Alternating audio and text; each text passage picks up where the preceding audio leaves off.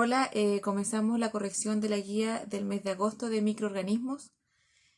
Para responderla, ustedes tenían que leer las páginas del libro desde la página 109 hasta la página 115 y obviamente igual tenían que buscar información en internet. La primera parte entonces de la guía decía, ¿qué son los microorganismos? Bueno, los microorganismos, como vimos en quinto básico, son pequeños seres vivos que no se pueden ver a simple vista. Por eso se les llama microorganismos, ¿ya? Y obviamente los microorganismos, al tener esa característica, muchos de ellos nos pueden provocar ciertas enfermedades de manera muy fácil, porque como no los vemos, no somos capaces de darnos cuenta en qué momento estamos en contacto con ellos, ¿ya? Entonces de ahí, ¿no es cierto?, viene la segunda pregunta que decía si todos los microorganismos son patógenos. Y la respuesta es que no, ¿ya? Porque así como hay microorganismos buenos, también hay otros malos que serían los patógenos.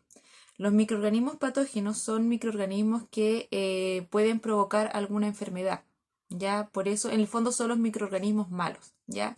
Por ejemplo, el coronavirus vendría siendo un microorganismo patógeno porque, ¿no es cierto?, provoca una enfermedad que además, ¿no es cierto?, puede en algunos momentos ser muy grave y que es muy difícil de prevenir por lo mismo, porque es producida por un organismo que es muy pequeño, por lo tanto no podemos estar alerta para poder evitar el contacto con él.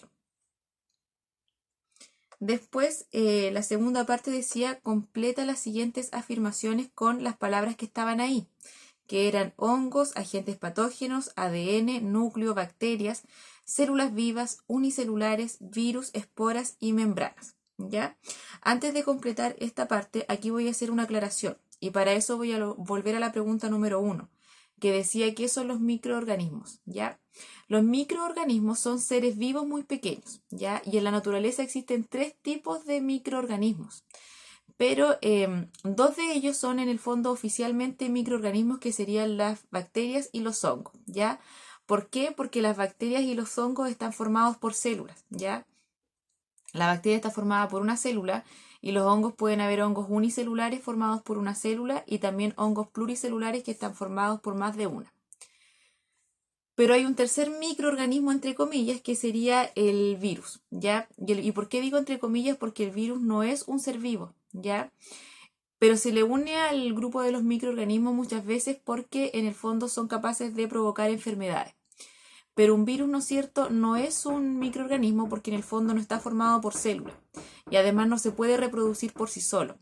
Entonces el virus, para poder existir, ¿qué es lo que tiene que hacer? Infectar una célula para que después esta célula lo comience a reproducir. Ya, o sea, por sí solo en el fondo el virus no puede hacer nada. Ahora sí, entonces volvemos al cuadro. Tenían entonces que ustedes completar las oraciones que estaban ahí con las palabras que yo acabo de leer. Primero, la oración A decía, las bacterias son organismos, ahí era unicelulares porque son formados por una célula.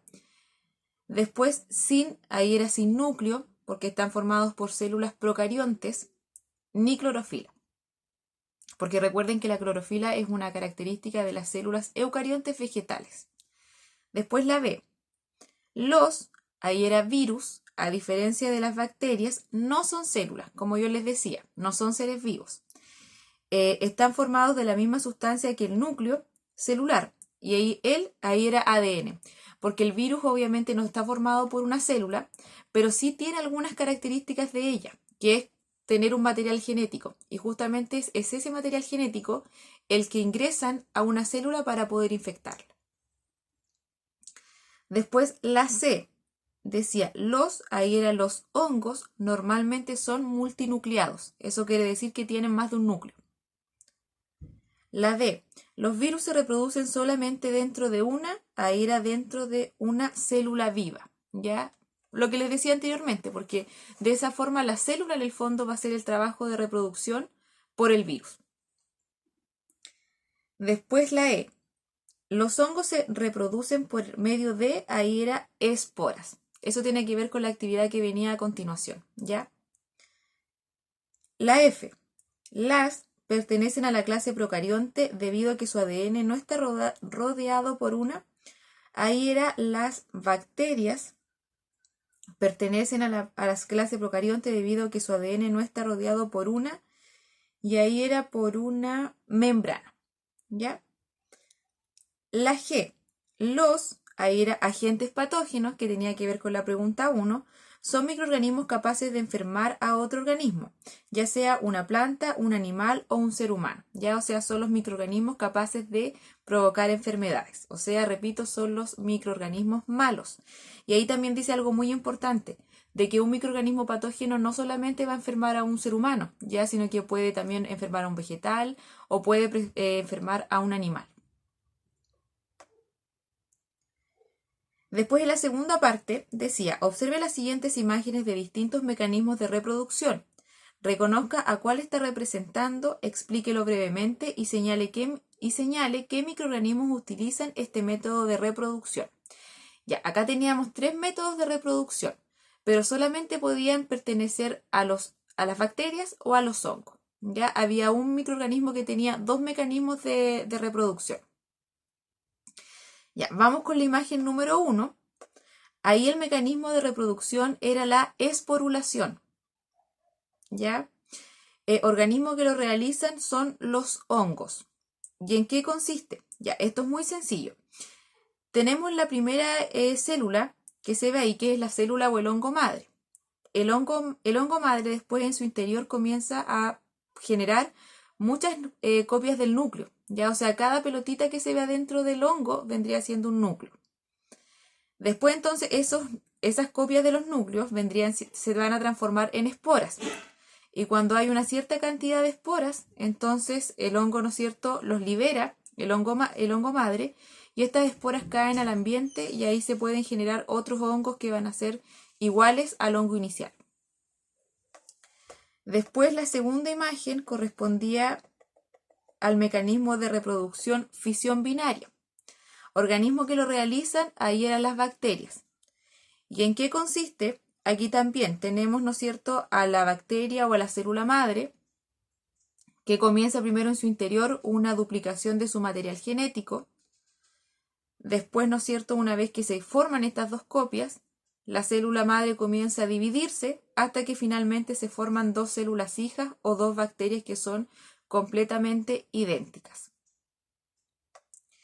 Y el último mecanismo de reproducción era la gemación, ¿ya? El organismo que lo realiza son los hongos. ¿Y en qué consiste? Ahí tenemos, ¿no es cierto?, también una célula inicial que es la célula madre.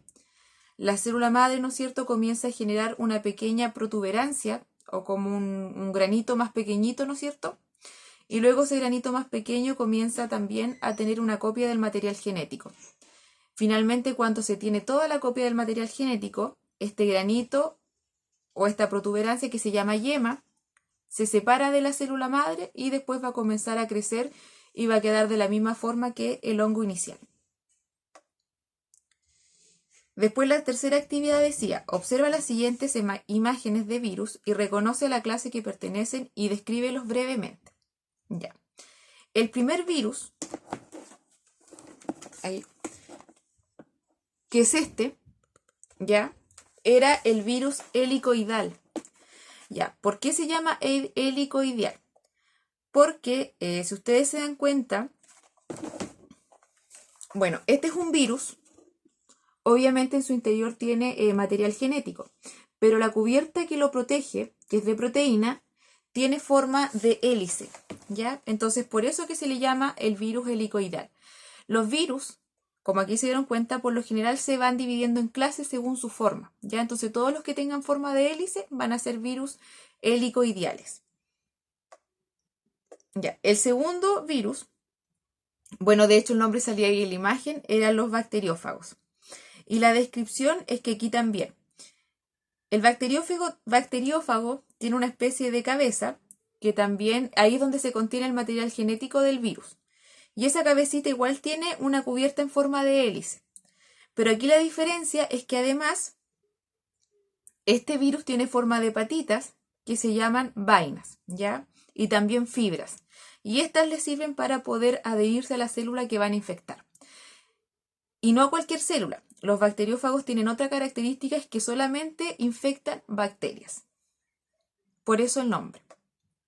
Después, el tercero, ese que era redondito, la clase era virus con envoltura, ¿ya? Y aquí, ¿no es cierto?, el material genético se encuentra en el interior y este círculo o esta envoltura está hecho de proteína y obviamente la característica principal es que son todos, ¿no es cierto?, con una forma circular o redonda. Y después, ¿no es cierto?, el último virus era el virus, ¿no es cierto?, poliédrico, por la forma también que tiene, ¿ya? Y el virus poliédrico en su interior también contiene este material genético, ¿no es cierto? Y están cubiertos por esta envoltura que tiene forma, ¿no es cierto?, de un poliedro. Y en el fondo un poliedro, ¿no es cierto?, es una cara que tiene son como muchos triángulos unidos, ¿ya? Y esa era toda la guía porque la última, porque era muy sencilla, pero lo que sí tenían que leer la información del libro y también tenían que buscar información en internet. Probablemente en las clases de virus fue donde más les costó porque a algunos les aparecía tipos de virus, ya como del virus de la hepatitis, no, del resfrío, qué sé yo.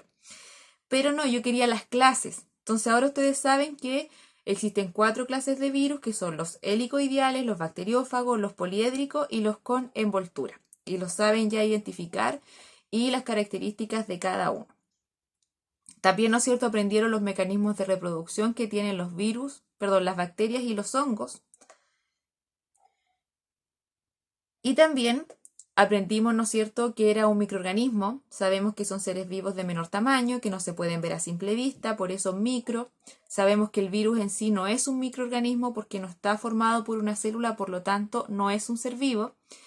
Y también aprendimos que los microorganismos patógenos son aquellos microorganismos malos que nos provocan enfermedades, ¿ya? Y ahí obviamente para aclarar, ¿todos los microorganismos son patógenos?